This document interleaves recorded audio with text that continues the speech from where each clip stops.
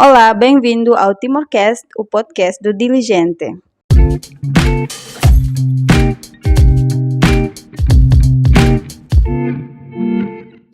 Já ouviram falar de pessoas que viajam de bicicleta?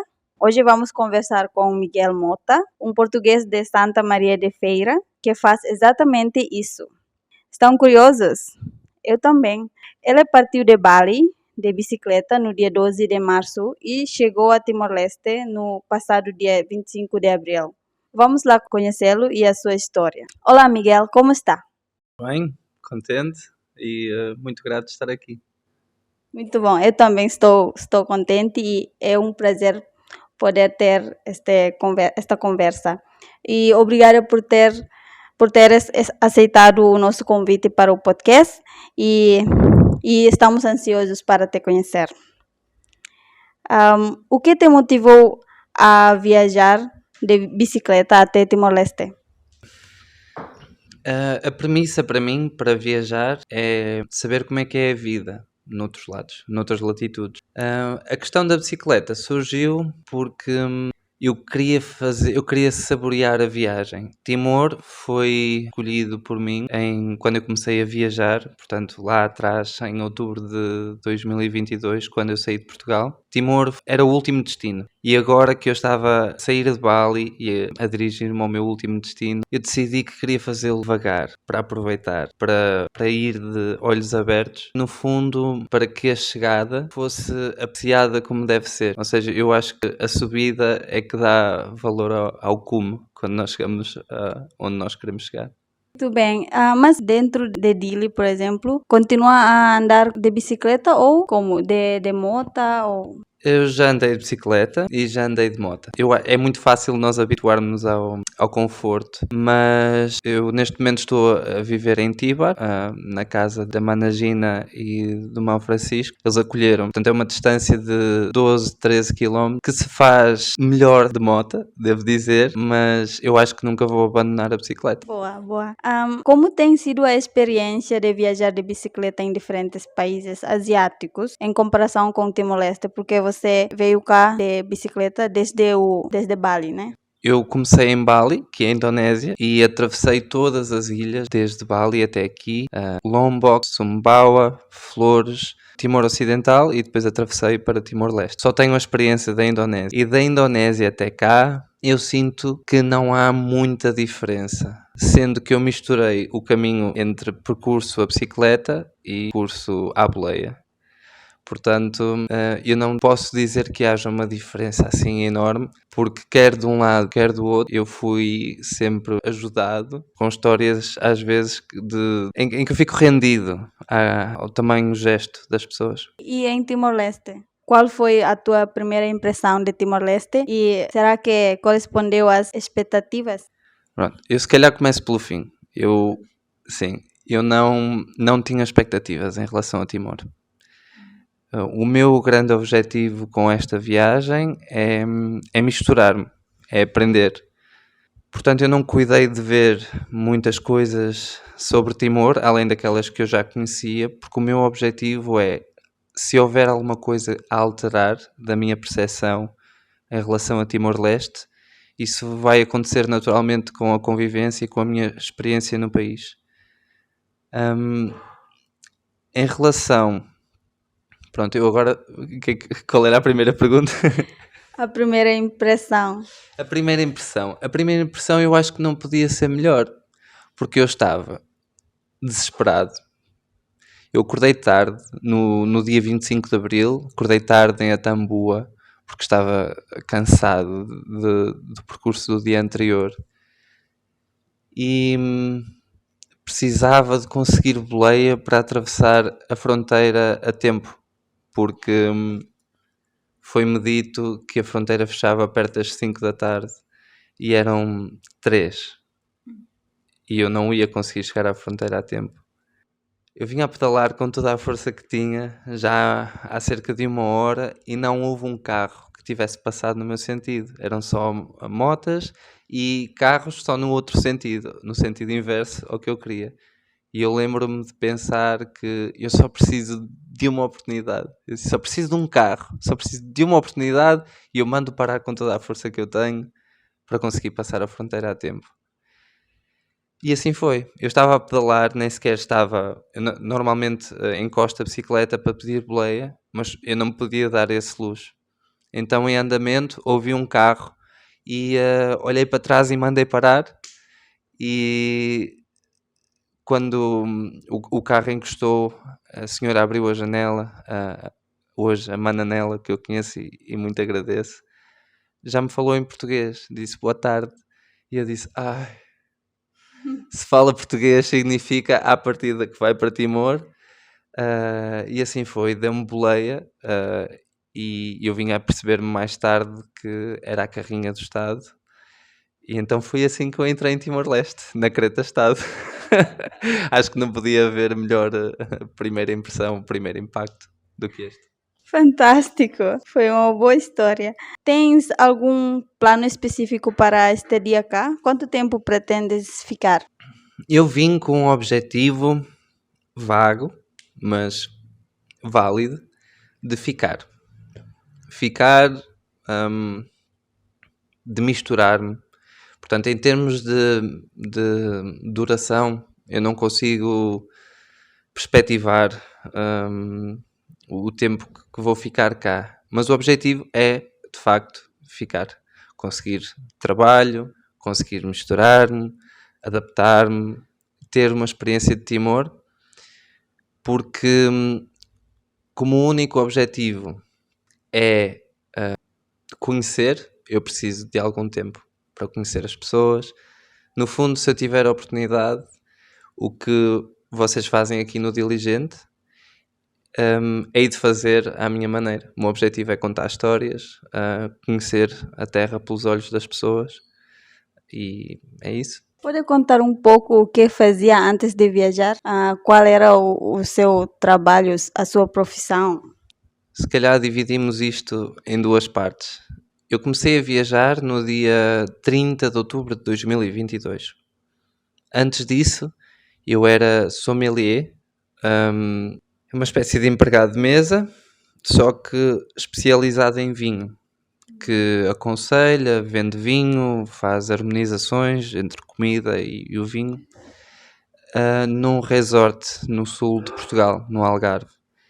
E foi aí que eu decidi juntar dinheiro e fazer esta viagem, antes que a vida ficasse demasiado concreta, demasiado confortável. E então comecei a viagem, como disse, em outubro de 2022, parti para a Tailândia.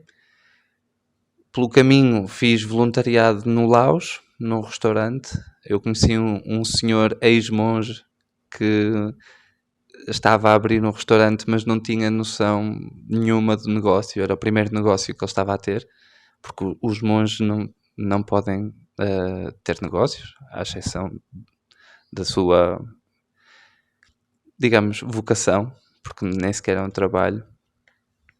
Portanto, tive essa experiência no Laos, em Luang Prabang, que durou 2 semanas. Depois, na Indonésia, a Indonésia apareceu por coincidência, porque depois de um retiro, eu fiz um retiro / voluntariado numa vila ecológica que tem um mote, digamos, budista, e eu aí equacionei, não para mim, mas para um colega, que fosse à procura de formas de amor primordiais. Eu disse-lhe, olha, porquê é que não vais conhecer tribos pelo mundo e sentir essa forma de viver a vida mais elementar? E eu vi o ponto de interrogação na cabeça dele, mas a verdade é que ficou na minha também. Então eu lembro-me de ir à internet e procurar tribos Indonésia, estas duas palavras.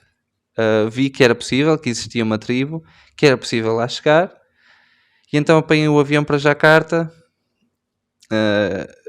percebi a maneira de lá ir, fui à tribo, O guia da tribo, que é membro da tribo, ficou meu amigo até hoje.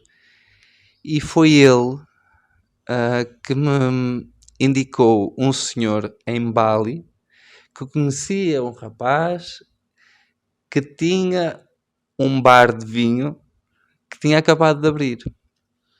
E a única coisa que eu fiz foi apanhar, ou seja, eu estava nesse momento em Sumatra, a ilha de Java, eu fiz a ilha de Java à boleia, desde Jakarta até ao sul, e cheguei a Bali, dormi uma noite, no dia a seguir estava a bater à porta desse sítio, consegui o trabalho, depois trabalhei, geri dois restaurantes e duas discotecas, por consequência desse primeiro trabalho. Despedi-me em fevereiro e o resultado é esta viagem de bicicleta para a minha terceira tentativa de imigração. Uau, boa. E agora que já está em Timor-Leste e vai ficar, não é?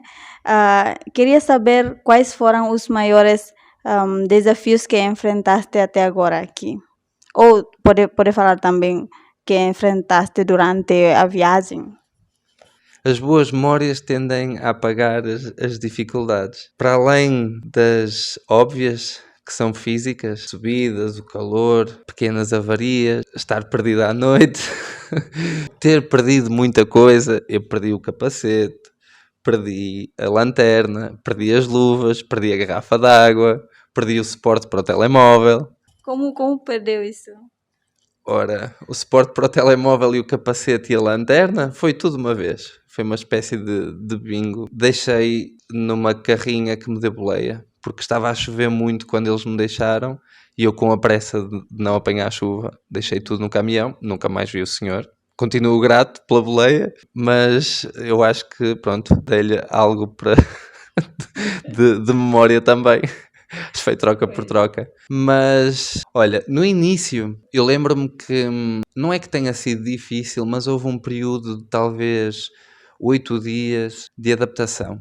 Eu estou a viajar há muito tempo e estou habituado a este ritmo. Só que cada viagem tem a sua história, tem a sua atmosfera, tem o seu ritmo. E eu demorei 10 dias, estava-me a sentir estranho e não estava a perceber porquê. Eu já estava na viagem, mas ainda não estava na atmosfera. É uma espécie de duas gravidades. O meu corpo estava, mas eu ainda não estava no espírito da viagem e aberto àquilo que poderia acontecer. E isso aconteceu durante uma tempestade em Lombok. Depois desses 8 dias, eu comecei a viver mais para fora. E houve uma mudança clara na viagem. Pode ser vista destes aspectos mais externos, como aquilo que eu ia postando nas redes sociais. Isto começou comigo a postar coisas para os amigos chegados. Depois eu achei que a viagem ia ser uma viagem analógica, com livros e com tempo para escrever e com tempo para pensar. Não queria obrigação nenhuma de partilhar. E ao fim de algum tempo eu senti, olha, eu já estou bem, já percebi. A montanha que eu andava à procura de subir, interior, digamos, que eu acredito que tenha essa montanha relativa a todo o tempo até lá, ou seja, desde outubro de 2022 até aquele momento, que aconteceu também em Lombok, eu acredito que aí fiquei satisfeito com aquilo, com as lições que retirei. E depois, naturalmente, isso nota-se, lá está, eu fui projetando para fora, fui mostrando, mudei o tipo da viagem, que era só bicicleta, e eu disse, mas faltam-me pessoas. Eu acordo, pedalo, vejo coisas muito bonitas, vivo coisas bonitas, falta-me a boleia. O transporte, para mim, se não forem as pessoas, é um meio. E a boleia faz com que o transporte deixe de ser um meio e passe a ser um fim em si mesmo, porque cada viagem tem a sua história, tem uma pessoa e, se me permites, um à parte, eu quando viajo, eu procuro, sobretudo, é uma espécie de acordo que eu faço com a sorte, mas unilateral, ou seja, é só meu. Se correr bem, eu atiro-me para o mundo e sou surpreendido. E se correr muito bem, chego a sítios que não sei que há por pessoas que não sabia que havia. É esse o meu grande desejo. Normalmente não quero saber de destinos, não me preocupo muito com o caminho, satisfaz-me saber que algo existe e que por isso há uma maneira de lá chegar. Eu quero ser surpreendido, quero chegar a sítios que não calculei. Acreditas que vai ser surpreendido aqui em Timor-Leste? Acredito, já aconteceu, já começou. Eu não conhecia ninguém em Timor, não tinha nenhuma conexão com o país, para além de sentimental. E cheguei, mesmo antes da chegada, eu já tinha quem se tivesse oferecido para me acolher. Na viagem em que eu precisava de um pequeno milagre, ele acabou de acontecer e eu vim com guarda de honra, entrei com a Creta Estado. Eu sinto que à medida que me vou conectando, que me vou misturando com a sociedade, que as coisas vão abrir naturalmente. Ahm, Queria saber sobre como é que as pessoas que te são mais próximas reagiram a esta aventura. Essa pergunta tem graça, porque eu acho que os meus pais, a minha família, já está habituada. Eu lembro-me que a primeira vez que eu emigrei para Amsterdão.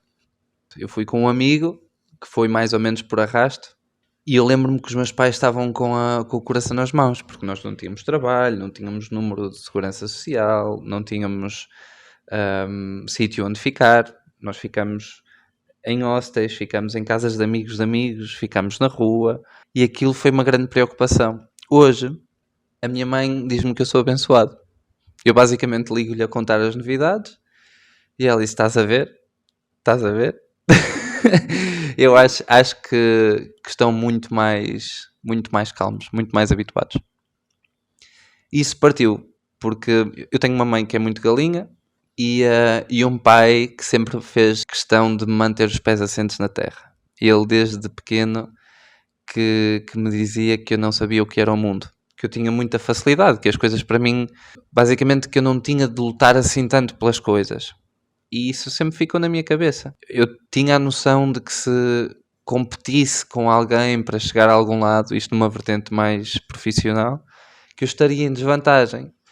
E isso sempre fez de mim, fez com que eu desenvolvesse um sentido de emancipação, de ser independente. Eu pensava, se eu aterrasse de paraquedas num sítio, será que eu conseguia montar uma vida? E essa foi a premissa que me levou pela primeira vez a emigrar. Eu queria emigrar assim. Eu não emigrei à toa. Eu conscientemente escolhi não procurar trabalho, nem sequer abrir nenhum site, nem nada. Eu quis montar uma vida do zero aos 22 e eu acho que isso deu-me um canivete suíço para a vida. Muito bom, muito bom. Como consegues financiar as viagens? Eu trabalhei para juntar dinheiro para esta viagem. Trabalhei em Bali, juntei dinheiro e agora entro em Timor com esperança, não à espera ativamente, mas com a esperança de conseguir sustento e montar outra vida. Ok, vamos falar sobre. Em Timor-Leste temos diversas culturas. Tu estás aqui há 5 dias, não é? Já houve alguma situação que te impressionou em termos de culturais? Em primeiro lugar, a simpatia e a hospitalidade. Eu quando disse que houve uma família que me acolheu, a Gina, o Francisco e o Matias, eu não digo isto como se estivesse a olhar de longe. Eu estou cá desde 25 de Abril, desde quinta-feira da semana passada, e as dinâmicas, aquilo que eu sinto em casa, a preocupação, a orientação, a explicação daquilo que eu posso encontrar, das coisas que eu vejo, daquilo que eu trago para casa, eu sinto um ambiente familiar de carinho, de preocupação, de desejo que as coisas corram bem e tragam frutos, que é mesmo própria do seio das famílias. Boa. Quais são os lugares mais memoráveis que visitastes e por quê? Eu digo Lombok, Chris Beach, foi o primeiro sítio que me fez deixar cair o queixo. Eu cheguei a uma praia onde não havia uma pessoa e o areal era enorme. A vista era belíssima, tinha um pequeno ilhéu que se via da areia, um barquinho de madeira atracado que seguia as ondas. É uma paisagem idílica e eu tinha todo o mundo, todo o tempo do mundo, para observar, usufruir, pensar, sentir. Um sol tremendo. Acho que foi a primeira paisagem que me impactou muito profundamente.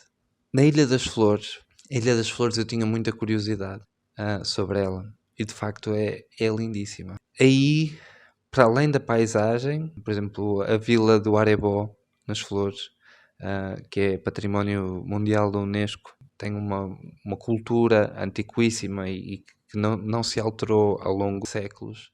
Aquilo é uma ilha com casas de madeira circulares. Em Portugal, eu diria que haviam 4 famílias. Lá, cada casa é para um clã, o que significa que cabem mais ou menos 30 a 40 pessoas dentro de uma casa. É uma realidade completamente diferente. Mas para além disso, e tu falaste-me de paisagens, se eu puder falar de uma paisagem humana, gostava de falar porque eu encontrei amigos, fiz amigos de Medan, da ilha da Sumatra, do norte da Sumatra, e viajei com eles durante toda a Ilha das Flores. E quando eu olho para trás, foi esta história que me ficou gravada. O Chopo e o Noan, eles estavam a viajar de Vespa e eu de bicicleta, então nós encontrávamos, eu dizia, olha, eu tenho de ir ter a tal sítio e vocês depois vão lá ter também. Eu saía primeiro, eles saíam depois, eles à partida chegavam primeiro do que eu, mas eu tinha de conseguir boleia e às vezes chegava primeiro.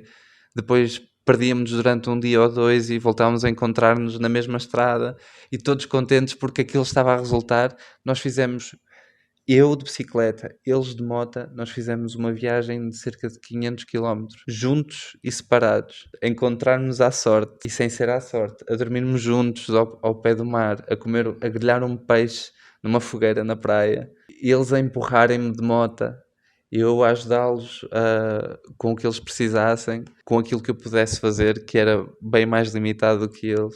São histórias que eu certamente levarei para a vida. Muito, muito impressionante. E contaste o que as experiências, tudo da Indonésia. Aqui em Timor-Leste ainda tem já tem alguma história para contar, não? Eu acho que tudo que me está a acontecer em Timor será o princípio de uma história. No entanto, eu acho que não se pode menosprezar o facto de eu, outra vez, de eu estar desesperado por uma boleia que me fizesse atravessar a fronteira a tempo e quando eu pedi boleia, no único carro que passou no meu sentido durante 1 hora, ser a carrinha do Estado, com gente que me estava a ajudar genuinamente, com gente que me convidou para a casa deles e depois ser recebido por uma família que me está a dar um ambiente familiar, não é um ambiente de amigo, não é um ambiente de olha, nós temos a nossa casa e tu és nosso hóspede. E eu sinto-me integrado. Eu estou a entrar numa cultura, num país que eu preciso de entender, com os recursos limitados que eu tenho, não há melhor maneira de entrar. Isto não pode ser menosprezado e eu estou imensamente grato. E num curto espaço de tempo, as conexões, as oportunidades, as ideias daquilo que eu posso vir a fazer aumentaram exponencialmente. Estamos a falar que eu cheguei cá no 25 de Abril. Eu neste momento já tenho pequenos vislumbres do que é que o meu futuro pode ser aqui. Boa. Timor-Leste é uma ilha pequena, mas vais conhecer e vais ficar mais espantado do que Timor-Leste tem, tá bem? Quero falar sobre a barreira linguística. Aqui em Timor há pouca comunidade que fala português, por isso, como lidas com a comunicação e a barreira da língua?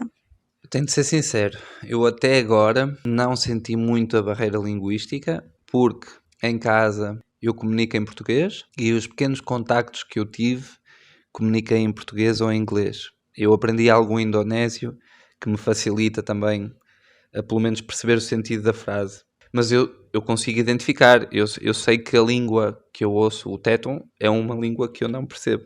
É o primeiro objetivo, desafio, que anda certamente de mãos dadas com a necessidade de montar uma vida. Portanto, eu ando preocupado em safar-me, em bom português, em desenrascar-me, montar uma vida e misturar-me, e essa mistura só vai acontecer quando eu dominar o Tétum.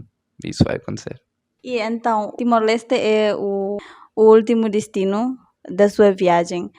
Quer dizer, não vai fazer mais viagem ou vai, mas daqui a longo prazo? Eu não consigo prever o futuro. Digamos que Timor é o fim da viagem que eu idealizei. Mas a viagem que eu idealizei não começava em 30 de outubro de 2022 e estava a terminar agora. Nem sequer a ideia era emigrar, a ideia era visitar Timor. Portanto, as coisas ganharam outros contornos e eu deixo a porta aberta para que coisas aconteçam e que alterem o futuro idealizado, mas no fundo, conscientemente, esta é a última etapa. Tens algum conselho para outros jovens, inclusivamente eu, que pensem em fazer uma viagem semelhante? Há coisas que eu posso tentar trazer algum ângulo novo por experiência, mas como é que eu posso orientar alguém quando a única ideia que eu tinha, eu acredito em coisas e depois as pessoas que estão à volta por norma não acreditam tanto ou chamam-me maluco, não é? Eu disse, quando estava em Bali, disse, vou comprar uma bicicleta, vou para Timor-Leste, o meu grande objetivo é misturar-me, conhecer as pessoas. Adorava, se a vida me proporcionar isso, fazer um documentário sobre o lado de lá, ou seja, a história não contada, ou seja, o que há na cultura portuguesa, na língua portuguesa, na gastronomia portuguesa, o que quer que seja, que tenha a sua origem em Timor ou na mistura com o povo timorense. E nessa entrevista, nesse documentário, eu gostava de entrevistar o presidente. Ou seja, este é o meu objetivo. Como é que eu posso aconselhar alguém a fazê-lo? A única coisa que eu posso dizer é, se realmente queres fazer uma coisa, tenta perceber como é que é possível. Se queres fazer uma viagem, tenta perceber se é possível ou que volta a tua vida teria de dar para tornar pelo menos parte dela possível. Porque eu sempre tive a noção, os meus pais, estou a falar da nossa realidade, a realidade portuguesa, eu não venho de uma família rica, eu não tinha muitas possibilidades. A única forma que eu tinha de conhecer o mundo é abdicar de muito conforto, ir à procura da sorte e trabalhar. E eu quando viajo, por norma, emigro.